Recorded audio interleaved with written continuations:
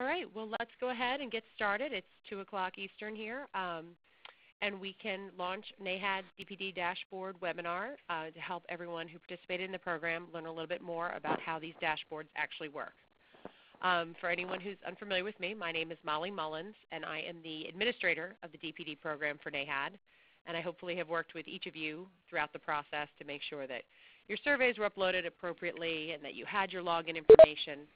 And I am always here to be your resource for anything related to DPD. If you need more information, if you want to have any technical issues, anything about that, I'm the appropriate person to contact. Today, during today's webinar, our goal is to, as interactively as possible, walk through these dashboards. Don Smith, who is our technical administrator, an accountant by trade, and well-versed in the nuances of the program, will lead us through a demonstration of each of the dashboards, what they mean, how we can dial down to find more information, and how you can really make these relevant to your business. There's about 40 participants that participated in the program this year, different companies, so there's a variation of scale of company, a variation of types of information. So during this webinar, we want to show you those differences, and we want to show you how you can better formulate this information for your business. If you are logged into the webinar itself through the online link, hopefully you have a great icon coming up that tells you, about the program here. If you look in your lower left corner, hopefully you see a chat button. And what that is an opportunity for you to ask questions. If you go right into the bottom left panel, you can type in any question and hit send, and I will receive that. Our goal is to not only just overview the program, but to answer any specific questions anyone has. So during any portion of this webinar, go ahead in and type a question. And as Don is going through these, I will interject your different questions and make sure we can get your technical information answered. Everyone who's participating on the call right now is in muted fashion, so you can't directly ask any questions verbally. I'm happy to do it through the chat, or if you really want to talk during this portion, we can unmute you and we can figure your specific question out. So again, our goal is just to make this as useful as it can related to your business and to help explain this program step by step. So with that, if anybody has any questions, feel free to just send them over to me via the chat, and I'm going to turn this over to Don Smith, who's going to help walk us through the DPD dashboards. Good afternoon, everybody. Well, welcome to DPD. Anybody who was at the convention last time and was in the seminar I did then, this is going to be a little bit similar, but hopefully we'll be able to get more questions asked and get a little more specific on it. I'm going to share the screen right now so we can go to the dashboards and look at them. Hopefully this works.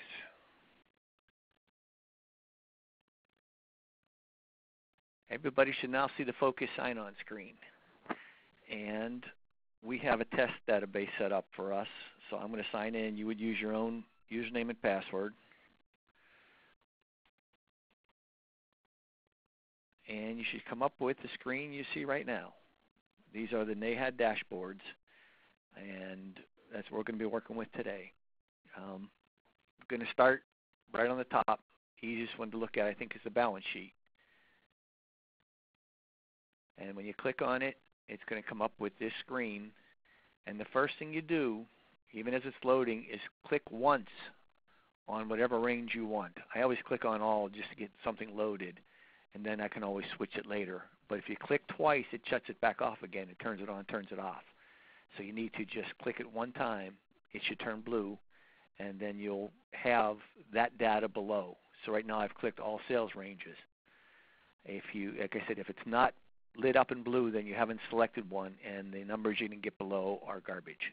They are some combination of things added together, and it will not look useful at all. If you scroll down a little bit after you select it, this gives you your company's inputs, what you put in for cash, marketable securities, inventory, basically your straight balance sheet. And I'm going to go off the thing right now just one time, and we've gone over this before a little bit, but if you click on this curved arrow, it takes you to Analyze.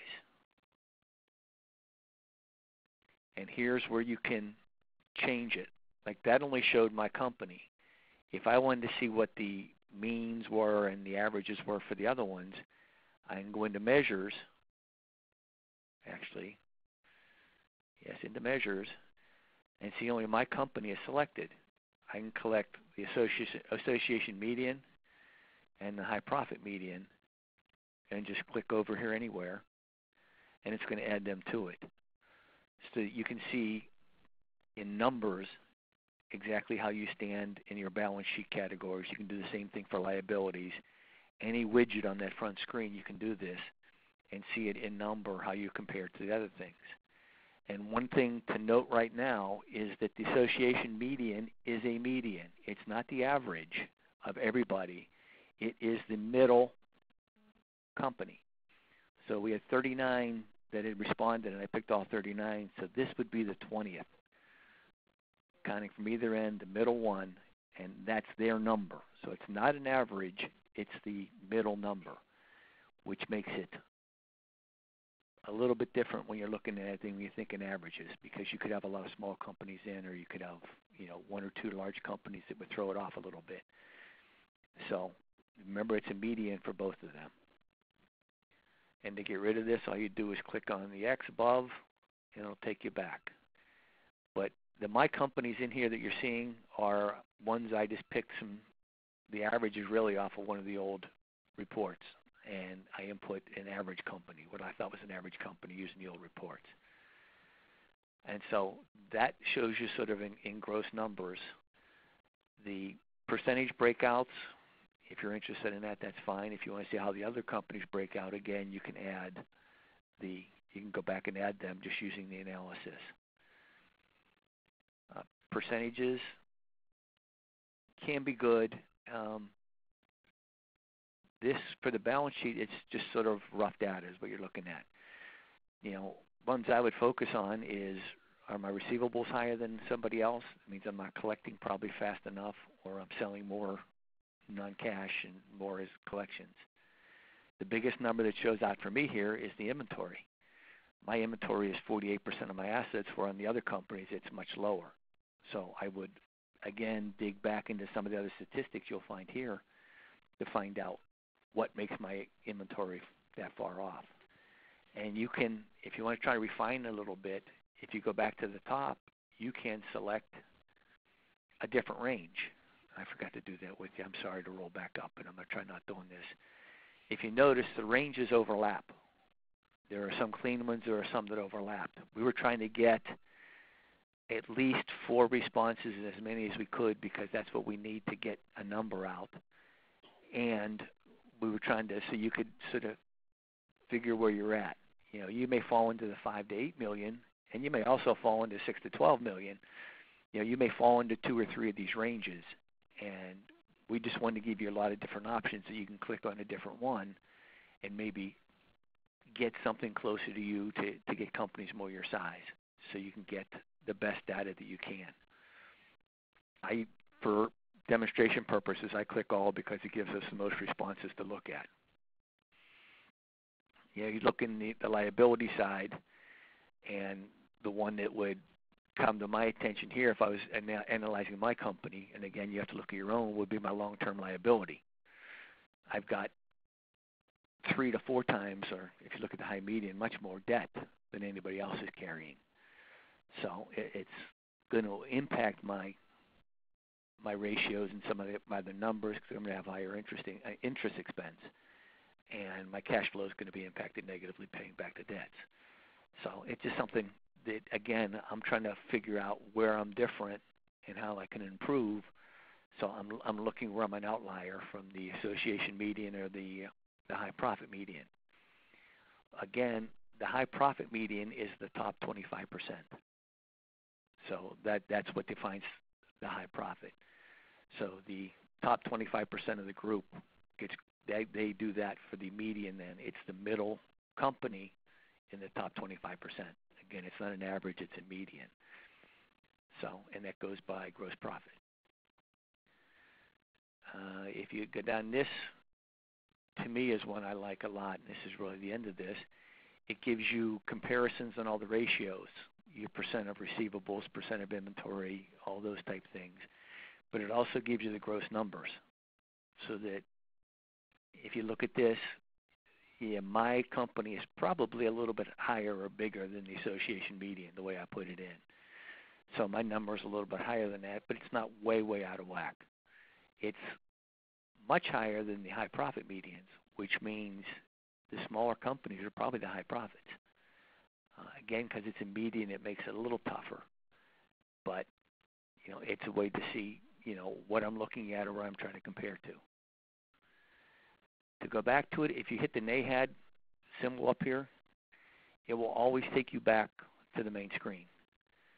So if you click the home, the X, it's going to bump you all the way out. So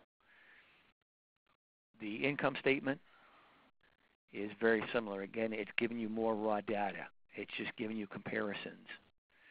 You can always click on that first.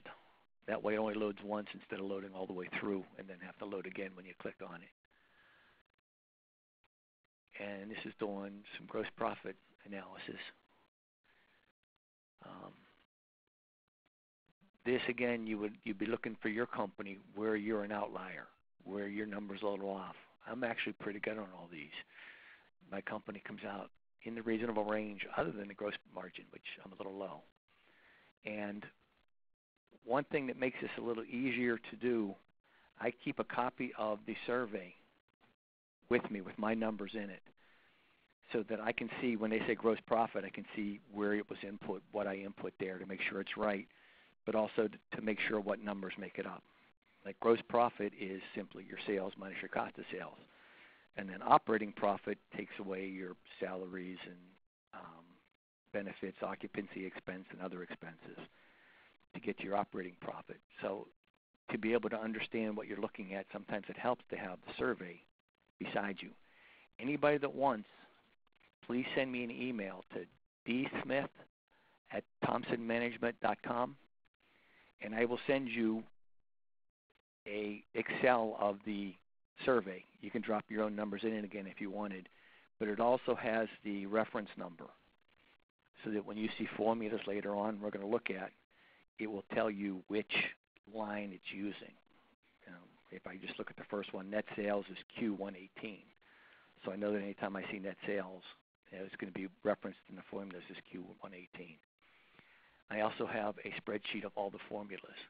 So if you're interested in that, just let me know. Send me an email, again, to dsmith@thompsonmanagement.com. And I'll forward these to you so that you will have some things that help you when you're going through these analysis as to what makes up these numbers. So if you're off on your gross margin, why am I off? Am I off on the operating expenses? What is in there, and then you can dig back into it and find out what's causing you to be off. Again, okay, graphs, there's a lot of graphs in here. If people like graphs, that's wonderful. I had them change all the graphs so they went all the way down to 0 because they used to be distorted when they only started at 20 million or 200,000, whatever that is, to do it.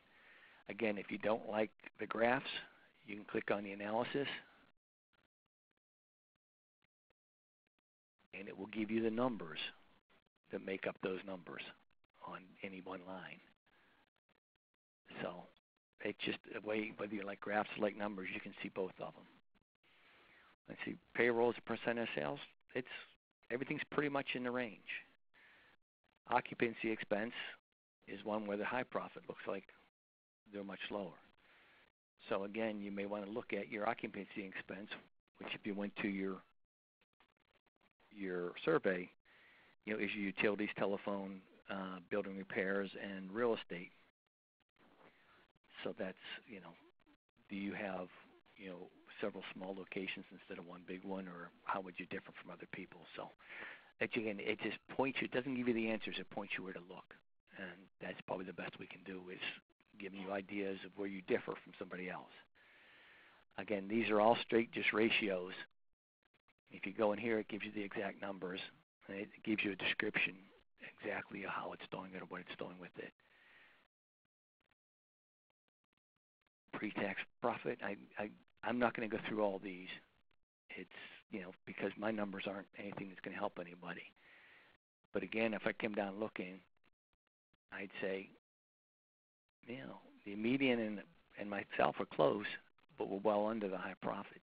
That's where he's got his edge, it looks like, on us a little bit. His occupancy expenses are lower, and so making his operating expenses as a percent lower. And that's where you get into some of the expense details later on that will show you maybe why that is. And his payroll's well done. He's 7% lower on payroll.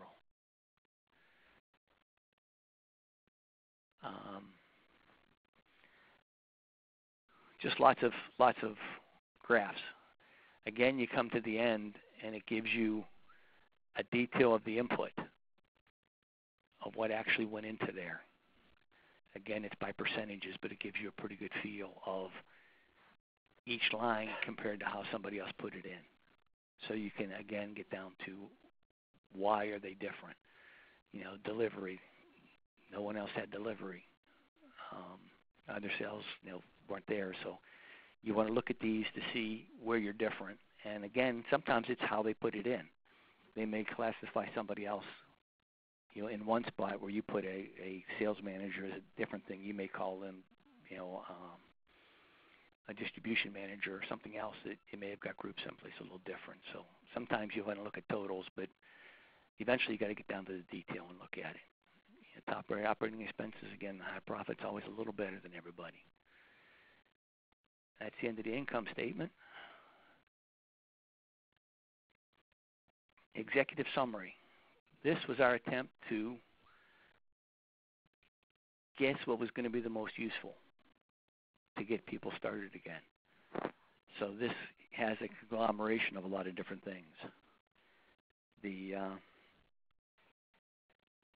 One of the things you may want to look at here, like I said, I always select 39, but you can pick some of these different ranges, and it gives you different answers down below, and find something that may match you up a little bit. Like the first thing we look here is the product categories.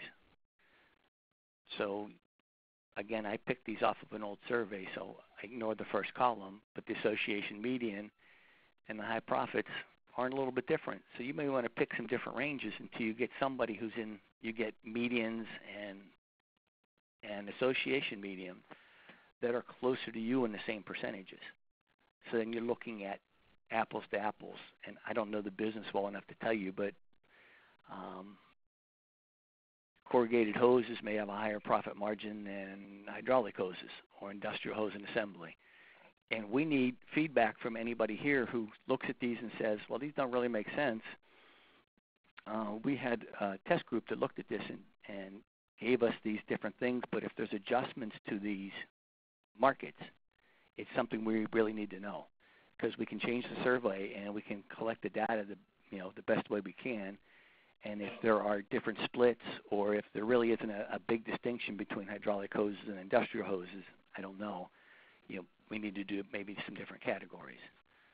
But it seems to be 7 and 8, the hydraulic and industrial seem to be the big markets for most people in this, because you get 70% of the business there and almost 60% here. So that seems to be where the bulk is. And we're a little different here because, again, I was going off just a survey that I was trying to pick some numbers out of. Return on assets. The high profit made 31% on their assets. Smaller company, they may be able to do somewhat better than that. But you need to find out, what makes up return on assets.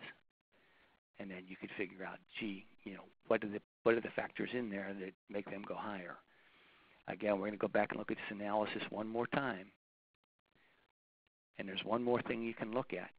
And this is something I can send you. But if you go into here and you want to know how they calculated return on assets, you go to properties, go all the way to the end, and click on survey question formula.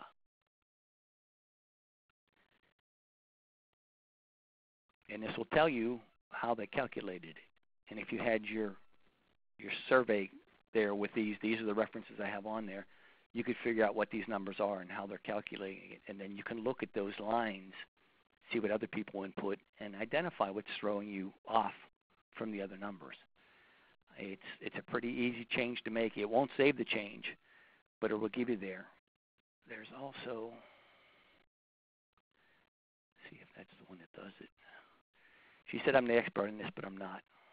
Okay, this is not populated. It should be. It has been. It keeps disappearing. But this would give you an English thing. This would say total sales divided by this in English, which would make it much easier to analyze this. I will get this fixed and get it back to everybody again, because it keeps getting lost somehow. It keeps getting fixed and lost again. But that is very helpful when you're looking to see, okay, my return on assets is low. Return on assets is based on gross profit divided by total assets, basically. So, what makes up gross profit, and then you can dig down. This is the accountant stream, a lot of data they can go dig into. If you're managing the business, you probably don't have time to do all the digging down on some of this, so you have other people work on it, hopefully. And here, they're actually giving you return on net worth, the calculations that go into it. The components are asset turnover, financial leverage, and profit margin to calculate this thing. So, asset turnover, how fast you turn over your assets. The faster you turn it over, the lower cost you have. It's like turning your inventory faster, which is one of the biggest things in your asset turnover. So that's one to look at as to why your asset turnover is not as fast as other people's. And there is a ton of data on this sheet. Expenses as a percent of sales. Again, these are the numbers. That was the graph. This is the graph, and the numbers come up behind it. So you don't have to dig down and do the analysis if you don't want most of them show up here. But if you look at my occupancy is 3% higher than anybody else's, which is 3% down. It's not much, but it's 33% higher. So these are where you would dig around a little bit and say, okay, what's driving me to be so high in my payroll? And look at your operations, and is there a way to cut down? These are doing your sales per employee, profit per employee, payroll by employee would be average wages. Each one of these, depending on how you stand with them, do you dig down or not dig down? Cash cycle days is a little confusing. Average collection plus your inventory hold minus your average payout. It's basically taking how long it takes you to collect your payables, your receivables, how long you're holding inventory, how many days. If you're turning it 3 times a year, you're holding about 120 days, minus how long it takes you to pay your vendors. And the difference is basically how long you're out the cash, how long it takes you to collect it versus how long it takes you to pay it out. And the higher that is, the higher your interest is going to be, and the tougher your cash flow is going to be to handle. And these are the 3, the inventory hold days. I guess 120, that was pretty good, actually. You're collecting in 40 days, you're paying your payables in 26 days, and you're holding your inventory for 124 days, which means you're turning it less than 3 times a year. That, to me, is a key number because that's a big asset, and the faster you turn it, the more profitable and better cash flow you're going to have. This gets now also into analysis on customers. One of the questions asked was how many customers do you have? And this tells you your sales divided by how many customers you have. And we ask the same thing for orders, sales per order. Everybody's in a pretty close range. It's not really big discrepancy. Remember, my blue numbers aren't always the best. Gross profit per customer. So not only how much you're selling, but how profitable is it? And that may be a factor of the market that you're in. There may be some markets that are more profitable. One of the other things that could be more profitable is drop shipments versus warehouse shipments versus special orders. And there is an analysis on here a little bit later comparing all the companies, all the 3 ranges to who does what type of sale. That's the end of the executive summary. And just a reminder that if anyone has any questions, please go ahead and type them into the chat. Stop me because I get rolling and I go crazy. So if I go too crazy on you, slow me down. But again, I'm just trying to give you a brief overview. If you want to sit down with your numbers sometime and go over them and look at some of the numbers, whatever it is, you'd have to show me your numbers or give me access to them. But I can also help you dig in a little bit and show you how to find out what makes a certain number up and why this ratio is off for you and when it's better for other people, and show you what numbers actually generate that. Critical support. I didn't like this one that much. But again, everybody has their own preferences on what type of data they're looking for. I am an operations background, accounting and operations, so I like to see the physical moving and the inventories and that type of stuff, the physical operation, more so than some of this. Again, if I select the range, And it's going to give me this pretty much at the beginning of everything. Which one? If you find one that works better for you, you can just click on the same ranges up here, and it would put you where you were at for the analysis before. This gives you a lot of information by head counts. So it gives you the head count, which is critical support staff here is the one it starts with. Again, I wanted to make sure I filled in something in every category so I could test all the formulas, make sure they were working. But, this is the medians and the high profits. And so it's giving you the basic numbers that it's going to be using in the graphs here. Critical support expenses as a percent of sales. Gee, I'm way out of whack on this. I've got a lot more cost for my payroll. So what I put in, to me, is way off for that. This one, and we don't have enough data. We're not picking up any data for the high profit here. So their critical support expenses are so low that it's not even showing up. See, they're getting not enough responses. There wasn't 4 people that put in information for that line, so we're not going to get any data. That's what you get the green data, green lines for. Again, it takes gross profit. Some of these numbers look crazy. That's why I said, that these really make sense. My gross profit I put in was $4.5 million. Was the way mine worked. So I'm getting gigantic big numbers. These are a little bit less, but again, somebody has 2 IT people instead of 1, it cuts it in half. I mean, it's really hard to use these in analysis unless you go really deep into the details. So this one to me isn't the best of the ones to look at. Next up is operating performance.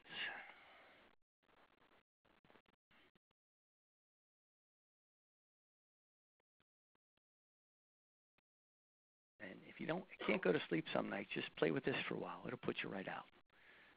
Because there is so much data here, you need to pick what you want to look at. And if you see the word widget, each one of these little boxes is called a widget. And that's why you see that term, widget, through all the things. This gives you, again, your base data. You're looking at how much sales you have and what your percentage are by product. Again, it's going sales by employee, but it's going by overall contributions, gross profit by employee, and it gets you some of your operating things. Order ship per month. I obviously picked up a number that was a little funky. Got 2,200 for mine, and they only have 1,400 or so for the 1,500 for the numbers here. Again, they haven't fixed these graphs yet to get them down to 0. So that's why these look so drastic, where if you had the whole scale on the left, 0 to 2,200, it wouldn't look near that bad. So it can be deceiving sometimes. Sales per order line. Again, are you selling a lot to one or just a few big customers, or are you selling to a lot of small customers with not much sales per order or per line? That's a fairly significant difference, 161 to 116. That makes me think, again, that the high profits are down on the lower side a little bit as far as operations go. Inventory turnovers, pretty consistent.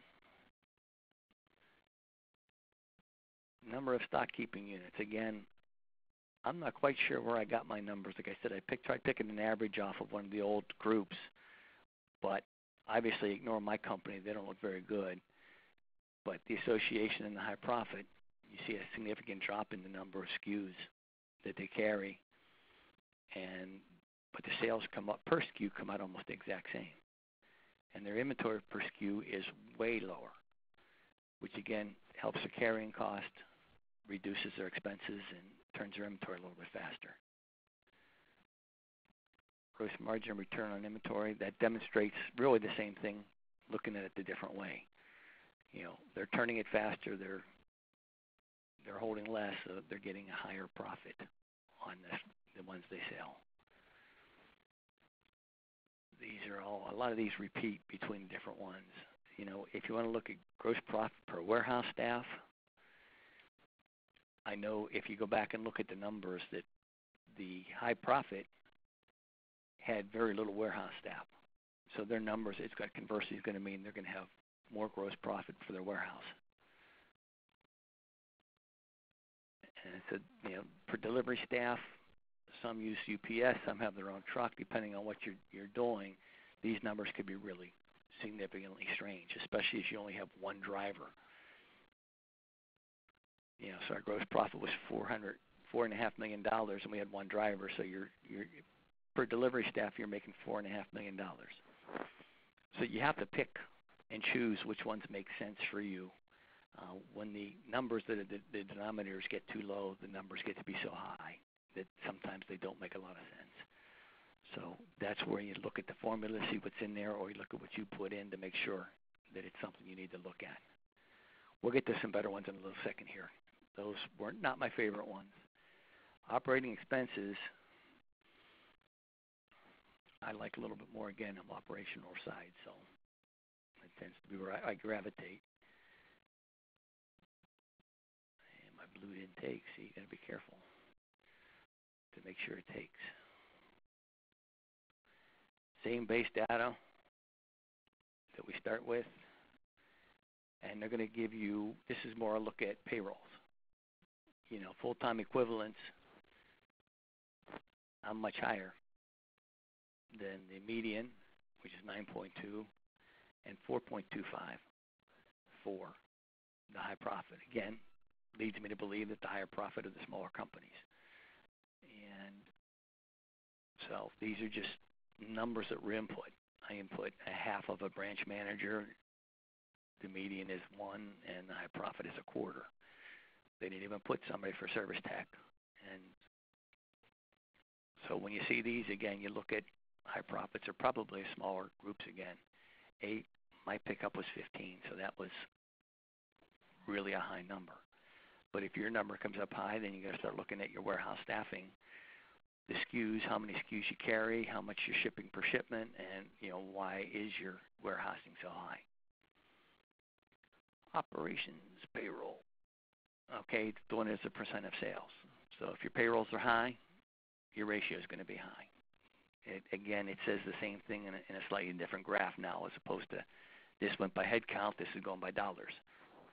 It's still going to be the same thing. More people is going to be more expense. Delivery is such a small item that I don't think it's really worth looking at. Warehouse is a bigger item. It may be worthwhile. See, they have almost the same warehouse salaries and wages as a percent of sales as everybody else, but they were way down in warehouse numbers here. So they're doing as much sales with a lot less people. Again, this is just a ton of the graph and the detail of the expense behind it. Again, it's your payroll mostly compared to your sales, and the ratios to show where your total occupancy expense as a percent of sales is higher than the mean or the high profit median. So again, that's where you dig in and see which numbers are way off. And here it's real estate cost is the one that throws you off the most. So it gives you a lot of ideas of where to start looking in your company for potentials to save, or maybe why your business is different than the average. So it's legitimate you have more cost for these or whatever it is. But this is simply to make you ask questions, to try focusing you on where there's some changes to be made or some potential to make some extra profit. Again, this is all dealing with occupancy expenses, other expenses as a percent of sales.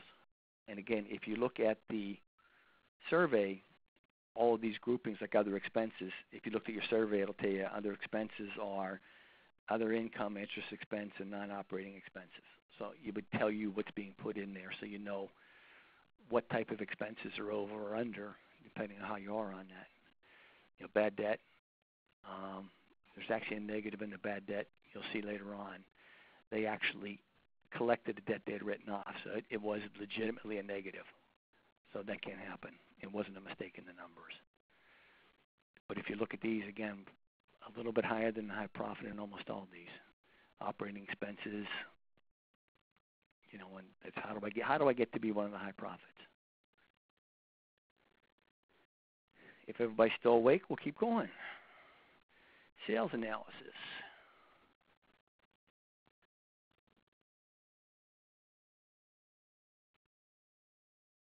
This gets into a little bit different in that it uses sales lines here a little bit now of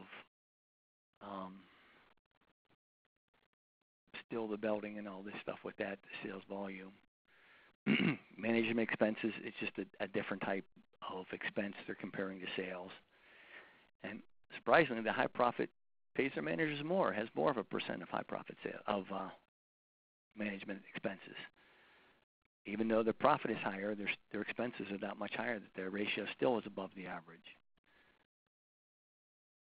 But their head count's not, so they probably pay their people more. And it just, you can extrapolate and make guesses on these as you look at them.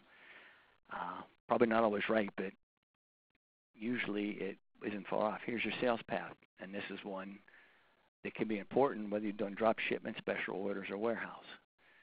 Surprisingly, it's real consistent between the association median and the high profit median. So that may be not where the difference is. So you have to look other places to figure out what's up and what's down. Sales per customer, a little more concentration in the customers than in the high profit. They have less going to each customer. And then there's analysis by line and per order. And there's like 3 lines done. Some of them are 4.2 lines per order. But that'll show up a little bit later. Gross profit per order line, gross profit per order. They make less per line, but they make more per order. So they must have more lines on theirs in average. Cash sales, not a significant difference, so that really shouldn't be throwing off your collection days and that type of stuff. No bad debt. This is gross profit per outside sales. This can get hairy, defining outside sales, inside sales, warehouse sales, different things. How you count drop shipments or special orders. So this can be a little tougher to figure out what's what. But there is a way to actually just look at everybody's input, not individually by company, but by association, median, and high profit median, to see what all their average answer was to each of the survey questions. And that way you can sort of look and say, okay, I'm looking at average. I'm looking at something that makes sense. Again, gross profit for inside sales, it's all pretty close.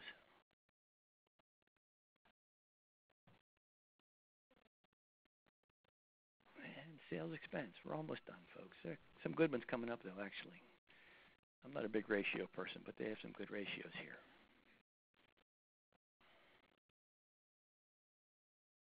And if you want me to pick a different one time, maybe I'll do that and show you how it changes the numbers down below. Like here, remember, this was 38 and 31%, and 36 and 22. Say I pick that range. Well, that went up to 46, which made that go higher, and lower and this go higher. It matched them up a little bit more. And again, my numbers are off, but it might make your numbers come in closer to what these are. So this may be a more, what's the word I'm looking for, representative range for you to look at if it gives you better association median and high profit median, to make them closer to your numbers. Again, remember, I picked my company numbers just to make sure I put something into every one. But my still say the same. See, that changed the association median down to 7, which was higher before, and raised this a little bit by picking a different group. But then this is giving you analysis of counter sales, inside marketing, outside sales. Again, I put something in everything. These didn't have anybody putting them in. So, maybe marketing and product specialist and residential aren't breakdowns we should use. Maybe there's other breakdowns we should use. So if you give us better breakdowns for here, we can collect better data. So again, if there's any feedback on the best way to break these down, that would be helpful. If these aren't useful and we don't really use them, then we get rid of them. Sales payroll expense is sales. Again, this is sales expense, so it's trying to see your expenses as a percent of your sales compared to what other people are doing, with thinking that they should be pretty close. These don't look like much differences, but when you're talking 1.5% out of 4%, your outside sales and commissions is real high. So that may be something to look at. Again, I'm using my numbers, so they may not be that valid, but your numbers would be. Sales, payroll, percent of sales.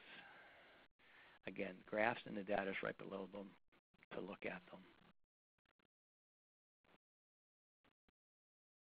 Promotional expenses, advertising, it's trying to take all of your sales expenses, sales support,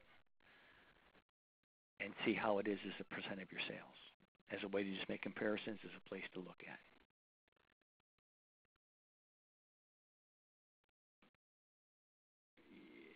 Financial ratios. These are some of the more standard ones that these make more sense to an accountant possibly, or somebody who's done a lot of analysis before. But they can be a good spot. Again, these are just indicators because of the ratios. You look at current ratio, yeah, you're a little light on cash. They have a better cash. It tells you how it's calculated over here and the numbers that went into it. So this is a format they switched to that may be easier for everybody to find. There's less digging into it, so it tells you everything that you're doing. Financial leverage is, there's a formula here somewhere.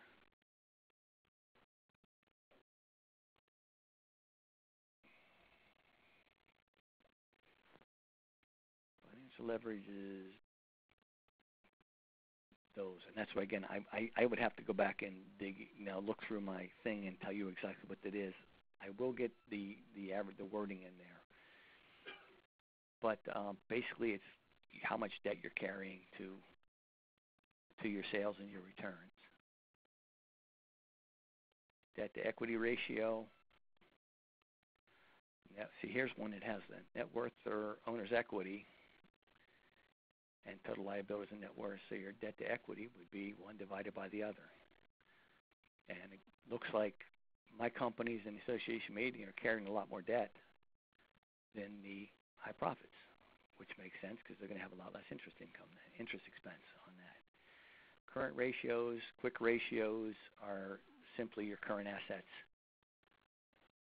divided by current liabilities, a measure of how liquid you are, what you could turn quickly into cash versus what you owe in the next year. Again, 102, that starts getting a little hairy for banks or some other people. 164 is a great number, and 118 is somewhere in the middle.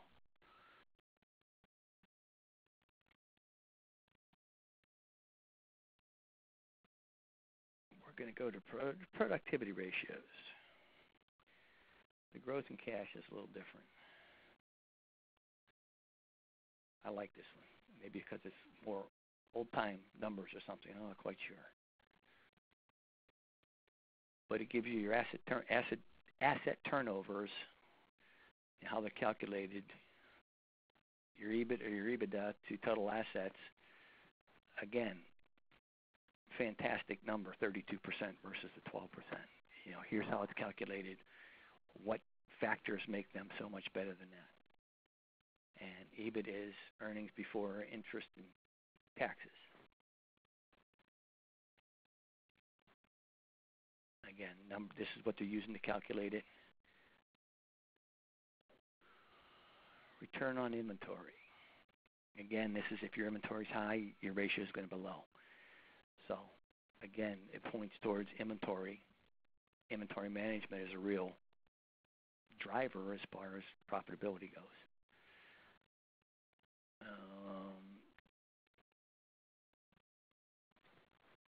Gross margin is return on inventory. Inventory turns, not a big difference. I'm surprised. I thought it would be higher. Gives you the calculation and what it's used to do that. Explains them all a little bit. I think I'm driving everybody crazy about now, so I'm going to probably wrap this up with this one. But this is some of your old basic returns to see, again, where your return on assets is way much better for high profits than the association or my companies. And then again, it's digging down what drives these and what's in it. Return on net worth. Everything shows the same thing. You got to dig down into it. Personnel productivity ratio. Yeah, they're not that much better. That's not bad. And so it's just a ton of things. Again, always remember, you can go in here and change it, get a little different data if you want. There is a way to build your own. I'm not proficient at it yet, but I could probably learn it in about 2 hours. And if somebody wants to change some and save them, that I can work on that and do it with them also. Because these are just the ones that were picked to present to everybody. So there are infinite number of possibilities of what can be put in here, and that's why it was hard to just pick. That's a ton of ratios and a lot of stuff that is very, very difficult to get it all. So pick a few, dig into them, and look at it, and then see what you see, and then later on go back and pick 3 more or 5 more, and you start digging into them a little bit and say what's going on with them. You can't do it all at once. You can't do what we just did and go through all these ratios in an hour, because you just don't get anything out of it. You get lost somewhere about a third of the way through. So you need to focus on ones you may have an idea that I got a problem in here. Let's go see if it tells me I do, and then figure out what to do with it. Hey, Don, so, we had a question. Yep. We had a question about when you would specifically use the line or the widget tabs. The line or the widget tabs. So your widgets, the arrows, I think that you're referencing is what this. Yeah. This anytime I have something that it's in a format I don't like, or it doesn't have the full information, I just put the balance sheet up, and I want to see what everybody else put in for their numbers. So I would go to here and say, don't give me just my company, give me the association median and the high profit median. And now I know what everybody else put in. And if you did that for sales, it would tell you the sales numbers for these. So you can compare to, their inventory. I have $2,003,000. They only have $822,000 in inventory. Well, gee, what's the sales numbers for that? There's actually a way to go in here and I can pull up sales. I don't want to get messy in here because I'll screw something up really royally in this. But you can look at a sales number and see what the sales numbers are for that and say, and this is going to be your inventory turns and your return on inventory and those type things. Will give you the same data. But if I just don't like the format of what's out there, is when I would go back here and look and try playing with the widget. Because you can play with you want, you can add lines, you can do different things to it. It won't change the front. Just don't save it. And you can go back in and do anything you want to do back here with the properties, what information is showing in these different lines. You're getting reference, you're getting title, and you're getting my company. You're getting those two, and you get my company over here. You can change those. You can pick up different things. I wouldn't go too crazy with it because then you'll go really nuts. You start getting too much data out there. But I do like to pick up all the I'm starting to do what I said I wouldn't do. I do like to always make sure I pick up the association median and the high profit median. It just gives me absolutes, not just graphs, but it gives me absolute numbers that I'm looking at. So I'm not only seeing percentages and ratios, I'm looking at cold, hard numbers sometimes. And you can do the same thing for anyone that's there that isn't in that format. Did that answer the question? I don't see that screen, so I can't tell what questions are coming in. So, but that's why when I use the analysis, it's usually to expand the data a little bit more, so I can see a little bit better. These would be the same thing. It's going to change it from a graph to numbers.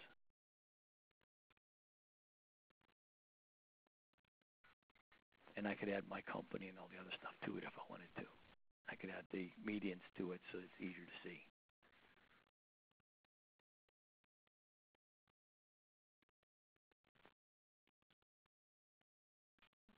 Would we want to unmute at this point and see if anybody has any questions or comments? Or I think we're good with the comments that are coming in. So if anyone else has another question, now would be the time to enter it through our chat. Outside of that, I think it's best that if anyone wants to contact Don or myself, we can get you the information you need related to your particular account. We want to let you know that we've recorded this webinar today, so if you want to share it with other people in your office, or if you want to share it with yourself again at a later point, you'll be able to access that through the DPD webpage at nahad.org. But at this time, unless anyone has anything else they'd like to follow up with, Don, thank you for doing this.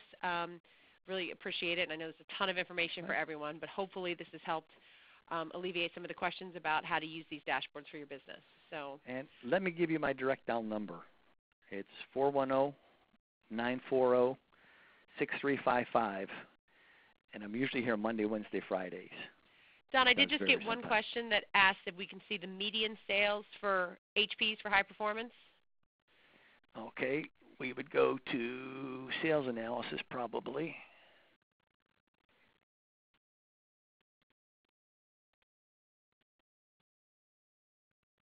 And we've got all ranges because that's one we were using before.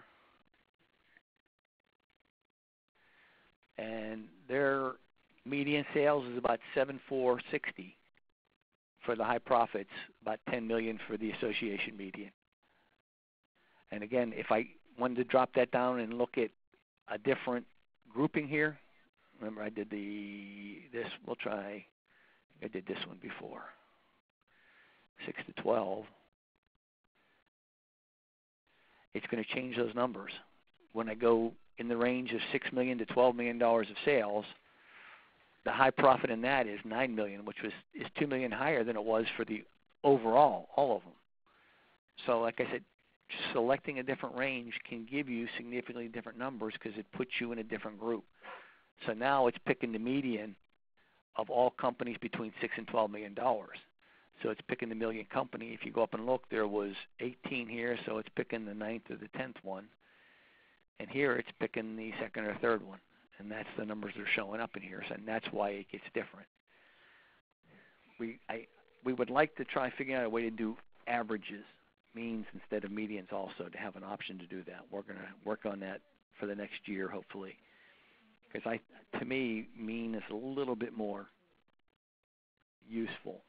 Not always, but I like it a little better because it sort of weighted averages everybody instead of giving the one company that falls in the middle count-wise. Not the middle size-wise, but count-wise, the 10th company or whatever it is. All right, well, great. Well, that will hopefully conclude our webinar for today. I want to thank everyone for taking the time to call in. And again, we have Don's contact information for any further questions. So thank you, and have a great end of the rest of your day. Have a good one, everybody. Bye.